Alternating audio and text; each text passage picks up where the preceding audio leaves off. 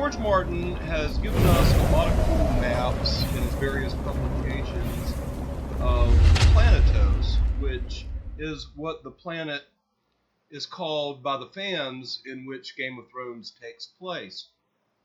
But he hasn't really given us a total world map. Instead, he gives us parts, like one continent or one part of a continent at a time, in different books like the series A Song of Ice and Fire and the supplemental books that go along with it, such as The World of Ice and Fire and the Maps of Ice and Fire. But there have been several good fan-made world maps of Planetos, and this is one of my favorite ones. It shows the known world in blue, and then all the reddish area outside is the depiction of worlds not so well known by the maesters of Westeros, and therefore these shapes of these continents come secondhand. After all, there have only been a few Westerosi who have been as far as ASoI. Very few Westerosi have explored the whole world or the globe. In fact, probably none of them have. What really strikes me when I see these maps that are reconstructed by the fans, who take great time in not only consulting the various maps that have officially been released, but also take great pride in their knowledge of the books and the descriptions of these various locations in order to build a more accurate map. The first thing I want to talk about is the Shivering Sea. It's this cold sea that's above both Westeros and Essos. And I like how on this map he has very little of it in blue because the sea is said to be unnavigable. No one has explored it all, and it's doubtful that you can explore it all because it's filled with ice. The only landmass that you see in the area separated from the mainland are Lorath and Ib, both of which are thought to be islands. And we all know how there have been legends of ice dragons in these shivering seas. The books talk about how places where you thought there were land in the shivering seas, it's gone at a later date. Mysterious lagoons and channels and bays that are gone one minute and there the next. And so we can assume that much of the Shivering Sea is ice and glaciers and glacial activity, icebergs floating around. So it's hard to tell where land is and where it's not. Well, this is the exact situation that you would have had in Europe concerning Northern Europe until around 7,500 years ago, possibly until as late as 5,500 years ago, because most of Northern Europe was covered by an ice sheet until that time. And most of Norway was covered by an ice sheet until around 7,500 years ago.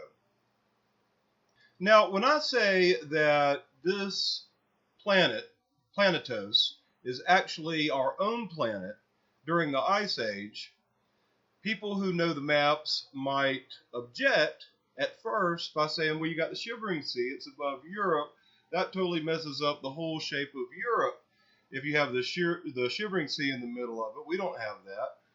Well, all the Westerosi really know of the Shivering Sea is that if you sail off the northernmost coast of Essos, you can get to an island called Ib. The rest of it is pretty much unnavigable until you get to the area known as the Thousand Isles. This is very much the perspective that ancient peoples might have had of Northern Europe during the Ice Age. When the sea finally became exposed, much of it was ice. And for a long time, the only land anywhere that was free of ice in the Norwegian Sea was the tip of Norway. Well, Ib is the tip of Norway. They don't allow people past their walls into the wilderness areas of Ib, and so no Westerosi could know what's on the other side of Ib. I'll tell you what's on the other side of it, an ice sheet. Most of the Gulf of Bothnia and the Baltic Sea are also covered in ice and have huge ice sheets floating around in them that make it very dangerous for ships.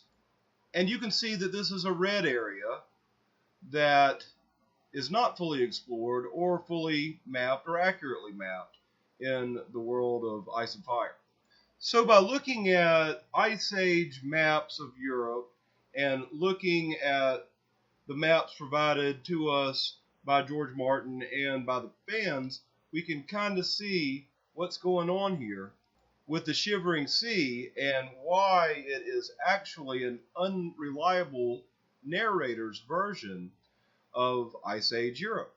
But one thing these Ice Age maps don't show is Doggerland, which is the strip of land that connected the British Isles to Europe during the Ice Age. When we had so much ice on the planet, we had less liquid water. And so a lot of shallow seafloors today were then very fertile lands. And in this video, I'm going to prove that Essos is actually Doggerland, that strip of land that once connected the British Isles to Europe. I couldn't find a good map showing both the Ice Age sheets and Doggerland, but you can see that the Ice Age stretched all the way across Russia, across Norway, and down into the British Isles. At one time, it covered the entire British Isles.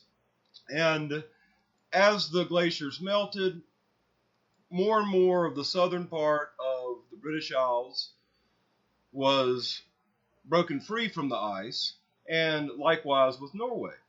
Now, in all of the Westerosi maps, you can see this big stretch of land going from Westeros up to some undetermined point in the north. But you got to remember that no Westerosi has ever been to the land of always winter. They've certainly not mapped it.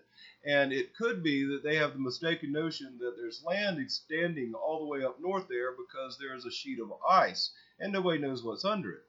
Another interesting thing is that the Danube and the Rhine rivers once flowed basically straight through Doggerland.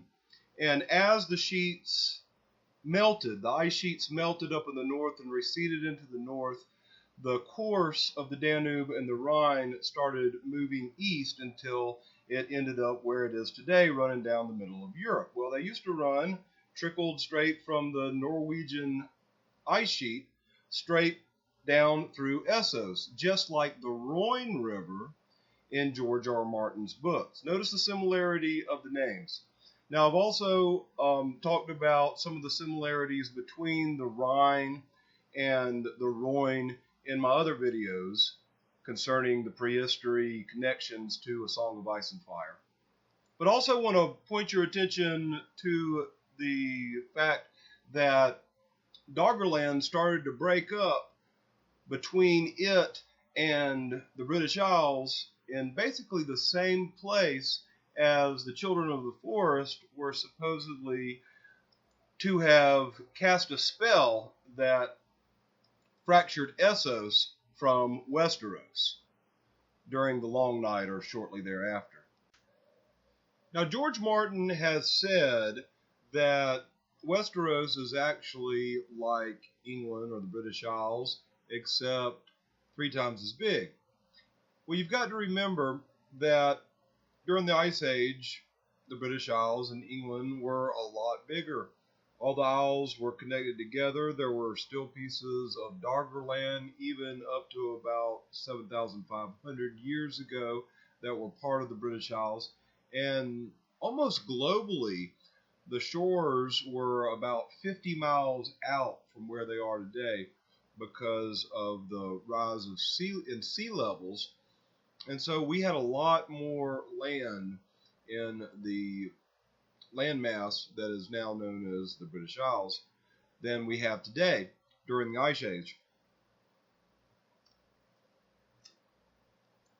And also we need to remember that the way we measure distance is different today than the way they measured distance in ancient times.